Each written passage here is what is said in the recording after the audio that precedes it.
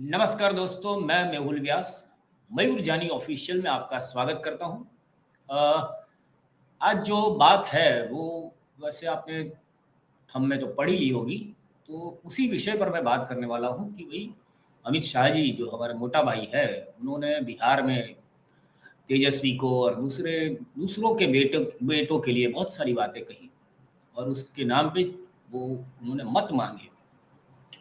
तो ठीक है, आज मैं इसलिए हाजिर हुआ हूँ क्योंकि मयूर भाई जो है वो गए हैं सिद्धपुर उनकी माता जी की जो उत्तर क्रिया कराने के लिए। तो वो आज व्यस्त है, तो उनके बिहाफ में मैं आपसे ये गुफ्तगू कर रहा हूँ। और तो बात शुरू करूँ उससे पहले मुझे कुछ ऐसा आज सुबह से ऐसा दिमाग में चल रहा है कि भाई जो हमारे महामानव है, जो जो पूरा सेट कर देते हैं मामला, बिहार का मामला भी उन्होंने सेट कर दिया है। वो उन्होंने भरे मंच से ये बात परसों कही थी, जिस पर मयूर भाई ने कल ही वीडियो बनाया था कि जिस तरह से हरियाणा, जिस तरह से महाराष्ट्र, जिस तरह से गुजरात, सब जगह पे मामला सेट कर देते हैं और भारी बहुमत से वो जीतते हैं, तो उसी तरह उन्होंने बिहार में भी बोल दिया है। तो इस विषय का पूरा वीडियो देखना हो तो आप मयूर जानी ऑफिशियल पे ही कल का वो वीडियो है, देख लीजिएगा। वैसी ही बात फिर जैसे मोदी साहब ने की, वैसी ही बात उनके वो अपने हम यहाँ गुजरात में उसे मोटा भाई कहते हैं, वो अमित शाह जी ने कही है कि अगर हम जीत गए तो हम क्या करेंगे। यानी इसका सीधा इशारा ये है कि भाई जो ये चुनाव आयोग है वो तो हमारी जेब में है। चुनाव आयोग वहां पे वो आयुक्त नहीं बैठते, वो भाजपा कार्यालय में पूरा उनका ऑफिस लगता है।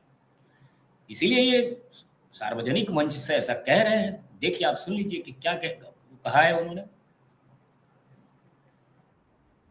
लालू राबड़ी के जमाने में बिहार में कानून और व्यवस्था इतनी गिर गई थी कि चुनाव 6-6 चरण में कराने पड़ते थे, 6-6 चरण में। मैं बिहार की जनता को कहकर जाता हूं, नीतीश बाबू के शासन में, मोदी जी के शासन में 6 चरण की जगह 2 चरण में चुनाव हुए हैं। इस बार एनडीए सरकार बना दो, अगली बार एक ही चरण में चुनाव होगा, एक ही चरण में। बताइए, ये एक ही चरण में होगा, यानी क्या है कि ये 2 चरण में सब सेटिंग करने में और उसमें बहुत टाइम लगता है, तो उसे एक ही चरण में हो, ये बात तो वही है, वन नेशन वन इलेक्शन की ओर ले जा रहे हैं। फिर वो एक ही बार में सब पूरा लपेट लेंगे सब और फिर जीत जाएंगे, भारी बहुमत से जीतेंगे और फिर डंका पीटेंगे अपनी अपनी जीत का। तो ये बात तो कल मयूर भाई ने कही थी, जिस तरह से कि मोदी साहब ने भी बोल दिया है, तो उसी तरह ये भाई सब भी बोल रहे हैं कि भाई सब सेट है। तो इसी भाषण में जो हमारे मोटा भाई है उन्होंने एक और बात बताई है, जिस पर मेरा मेन मुद्दा वही है। पर वो जो मैं एक दूसरी भी बात है कि जो हमारे झोला छाप जो है, वो झोला उठा के भागने की धमकी देने वाले महामानव, वो और गब्बर सिंह, जो शोले फिल्म का गब्बर सिंह था, वो दोनों सेम है। गब्बर सिंह क्यों इतनी डकैती करता था, क्यों लोगों को मारता था, उसका कोई रीजन नहीं था। क्योंकि देखिए, अगर कोई इंसान, अगर आज मैं और आप काम कर रहे हैं तो हमारे पीछे मोटिव होता है कि हमारे बच्चे हैं, बीवी है, परिवार है, हम उन लोगों का भरण पोषण करने के लिए काम करते हैं। हमारे और भी लोग होते हैं जिनके लिए हम काम करते हैं, खाली काम करने के लिए तो करते नहीं है। तो हमारे जो महामानव है वो भी ऐसा ही है, वो क्यों क्या किसके लिए कर रहे हैं कुछ पता नहीं है। वो जैसे गब्बर सिंह की जरूरत भी कम थी, वो तो गब्बर सिंह पूरी फिल्म में एक ही कपड़े में था, वो तो रोज, शायद ये हो सकता है कि रोज नए कपड़े बदलने के लिए ये काम कर रहे हो। बाकी गब्बर सिंह जैसे ही पूरी, वो अपने खुद के आदमियों को भी मार देता था, कितने आदमी थे करके ढियों करके गोली मार देता था। ऐसा ही है, हमारे हमारे मानव की भी ऐसी हिस्ट्री रही है कि उनके नजदीक के लोगों को उसने बहुत आसानी से दूर कर दिया है, कि किसी के हाथ काट लेता है, किसी का पैर काट देते हैं, ऐसा ही है। तो उनके पीछे का जो पीठ बल है, उनके कंधे से कंधा मिलाकर इस देश को किसी तरह चला रहे अपनी मर्जी से, वो अमित भाई शाह। उन्होंने बिहार में ये जो भाषण मैंने अभी सुनाया, उसी में एक बात कही है, वो 2 बार मैं सुनाऊंगा आपको, एक ही वीडियो में मैंने 2 बार की है। जो अपने बेटे की चिंता करता है वो बिहार के युवा की चिंता कर सकता है क्या? जोर से बोलो, कर सकता है क्या? बिहार के युवाओं, जो अपने बेटे की चिंता करता है वो बिहार के युवा की चिंता कर सकता है क्या? जोर से बोलो, कर सकता है क्या? अब ये मोटा भाई के जो सुपुत्र है उनकी क्या औकात है क्रिकेट में, और वो पूरे विश्व के सबसे बड़े आईसीसी के चेयरमैन पद पर विराजित है। उन्होंने उनका कभी ऐसा तस्वीर भी आपने नहीं देखी होगी कि उन्होंने हाथ में बल्ला लिया है, वो कहीं पे छोटी यानी गली क्रिकेट भी खेले हैं, या ऐसा कुछ नहीं है। तो जो अपने बेटे की चिंता करता है वो इस देश की चिंता कर सकता है क्या मोटा भाई? है, सबके बेटे ऐसे ही है, सब विदेश में पढ़ते हैं, यहाँ पे लोगों के स्कूल बंद किए जा रहे हैं, सरकारी स्कूल बंद करके प्राइवेट स्कूल बढ़ाया जा रहा है। तो दूसरे के बेटों को ताना देने से पहले मैं तो मानता हूं कि वैसे मैं तो मानता हूं मोटा भाई का गरेबान ही नहीं है जिसमें वो झांक सके।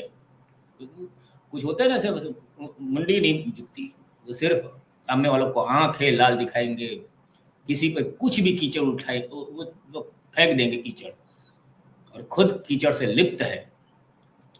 तो ये उन्होंने तंज कसा है। तो भाई जय शाह का भी सवाल तो उठता ही है कि भाई जय शाह का ऐसा कौन सा ज्ञान है जिसे किसी भी भाषा में, हिंदी हो, इंग्लिश हो, गुजराती भी शायद नहीं इतनी फर्राटे से बोल सकते, अगर कहीं पे खड़ा कर दिया जाए तो जय शाह आधे घंटे भाषण नहीं दे सकता, आधा घंटा तो बहुत दूर है, 3-4 मिनट भी नहीं बोल पाएगा।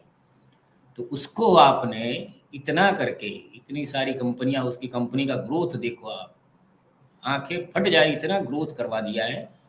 तो भाई साहब, मोटा भाई आपको थोड़ा देखिए, अगर आपसे नहीं दिख, अगर आपका गरिबान में आप नहीं झांक सकते तो साथ में आपका है वो महामानव, वो तो कहीं पे भी जा सकते हैं। तो उनसे दिखवाइए कि भाई बोलते वक्त थोड़ा तो संयम कीजिए यार, अभी बहुत हो चुका है। और इसी बात पे मैं तो ठीक है, मैं तो बोल दिया, पर कन्हैया कुमार ने बहुत अच्छी बात कही है। मैं वो कन्हैया कुमार की बात आपको सुनाता हूँ, ये लीजिए। ताजा ताजा अग्निवीर बने हैं नहीं, अभी बहुत लोगों को बनना है। इससे पहले आडवाणी जी बन गए, उसके बाद रविशंकर प्रसाद बन गए, अभी बहुत लोगों को अग्निवीर बनना है। दो ही लोग रहेंगे, चाचा और भतीजा। चाचा हवाई जहाज से वास्को डी गामा की तरह पूरा दुनिया का चक्कर लगाएंगे, और भतीजा जो है गुगली फेंकेगा आईपीएल में। और चाचा फिर मंच पे जाकर के भाषण देंगे कि परिवारवाद देश की सबसे बड़ी समस्या है। अमित शाह जब बोलता है कि परिवारवाद देश की सबसे बड़ी समस्या है, तो मेरे मन में आता है कि जय शाह को वो रेलवे प्लेटफॉर्म से उठा करके लाया है, उसी का बेटा है ना, कोई शक है? जय शाह किसका बेटा है? अमित शाह का ना। तो बीसीसीआई सेक्रेटरी परीक्षा दे करके बना है, कंपटीशन दिया था क्या? एसएससी का एग्जाम, यूपीएससी लिखा था, कैसे बन गया? वो परिवारवाद नहीं है, बेईमानी, नकली चाणक्य। हम बिहार से हैं, असली चाणक्य वहां पैदा हुए थे। देखे बिहार में क्या हुआ, देखे महाराष्ट्र का बदला नितिन साहब हम लोग एकदम भिजा के ले लिए। चाणक्य वो परिवारवाद नहीं है। अनुराग ठाकुर यूपीएससी किया था, उसका बाप नेता नहीं है। और ये जो कर्नाटक का मुख्यमंत्री है उसका बाप नेता नहीं था। अब पीयूष गोयल, उसका बाप नेता नहीं था। बेईमानी। राजनाथ सिंह का बेटा एमएलए नहीं है। तो भाजपा का परिवारवाद नहीं है। और कांग्रेस के दो प्रधानमंत्री ने अपनी जान दे दी, तो आप हमको परिवारवादी बोल रहे हैं? दो प्रधानमंत्री ने अपनी जान गंवाई है इस देश के लिए, उसको आप परिवारवाद बोल रहे हैं। और अपने बेटा को बीसीसीआई का सेक्रेटरी बना रहे हैं, यह परिवारवाद नहीं है, यह बेईमानी है। मैं कांग्रेस के एक एक कार्यकर्ताओं को कहता हूं, इन बेईमानों के सामने झुकिए मत, इन झूठों के सामने रुकिए मत। अगर ये टोके तो इसको पलट करके सवाल पूछिए इस बात का। जब हम दंगा की बात करते हैं तो हमको 84 याद दिलाते हैं। देश के प्रधानमंत्री डॉक्टर मनमोहन सिंह 84 में जो हुआ, उसके लिए देश की संसद में खड़ा होकर के देश के सिखों से माफी मांगा। है हिम्मत? मांगेंगे नरेंद्र मोदी 2002 के लिए देश के मुसलमानों से माफी? ये सवाल मैं पूछना चाहता हूं। अगर हमसे कोई गलती हुई है तो ये देश हमारा है, इस देश से हम हाथ जोड़ करके माफी मांगने के लिए तैयार हैं, मांगेंगे माफी। साहब कन्हैया कुमार, आपको मैं बता दूं कि हम तो देख रहे हैं कि ये माफी शब्द ही इनके, वो शब्द आके इनको बोलते हैं, सॉरी सर आपकी डिक्शनरी में मैं गलती से आ गया था, तो ये माफी तो कभी मांगेंगे नहीं, न कभी किसी से मांगी है और ना ही मांगेंगे। पर इन सबके बीच एक आखिरी वीडियो जो है वो साइंटिस्ट सांसद है, हमारे संसद में एक साइंटिस्ट है जो रिमोट उसने ऐसा इजाद किया था कि जिससे वो लहंगा ऊपर करता है। जो इतनी देश में समस्याएं है और समोसे की चिंता संसद में जाके करते हैं। वो अच्छा अभिनेता है पर सांसद तो कैसे, वो आप तय कर दिए। पर वो अभी स्वदेशी पे भाषण कर रहे हैं, उनके भी बहुत सारे वीडियोस चल रहे हैं। क्या वो एक्टिंग से वो सब करना क्या होता है, संसद में काम करने के तो ये जीतते नहीं है।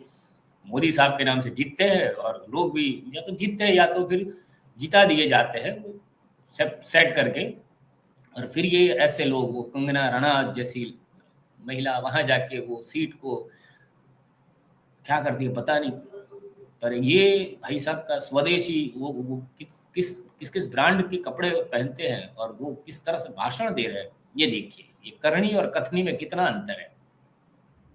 मेला में देखो निर्णय ला, वचन ला, सबके बतावा स्वदेशी खरीदेंगे, स्वदेशी पहनेंगे, देश का पैसा देश में रहेगा, मेरा देश ताकतवर रहेगा। वो कोई टैरिफ लगाएगा, ट्रम्प या जो भी लगाएगा, मेरा देश खड़ा रहेगा।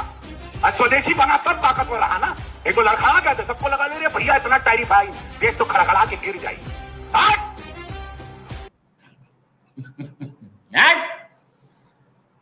भाई साहब बस आज अभी इतनी ही बातें थी।